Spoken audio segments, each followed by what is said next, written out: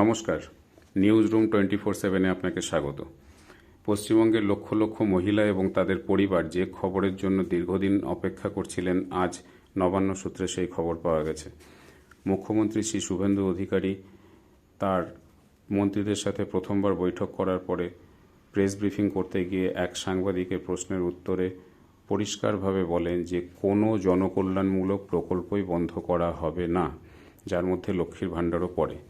তবে বিজেপি তার নির্বাচনী প্রচারের সময় জনসভায় এবং প্রচারপত্রে বারে বারে বলেছে যে অন্নপূর্ণা ভাণ্ডার নামক প্রকল্পের মাধ্যমে মহিলাদের হাতে তারা মাসিক 3,000 টাকা ভাতা তুলে দেবে। অতএব নিশ্চিত করে বলা যায় যে এই ভাতা এখন মহিলারা পেতে চলেছেন। কিন্তু আজকে অধিকাংশ মিডিয়ায় প্রচার করা হচ্ছে যে 1 জুন থেকে এটা কার্যকর হবে, যদিও সরকার অফিসিয়ালি সে কথা এখনও ঘোষণা করেননি। অথেন্টিক নিউজ পেতে সাবস্ক্রাইব করে আমাদের সাথে থাকুন। নমস্কার।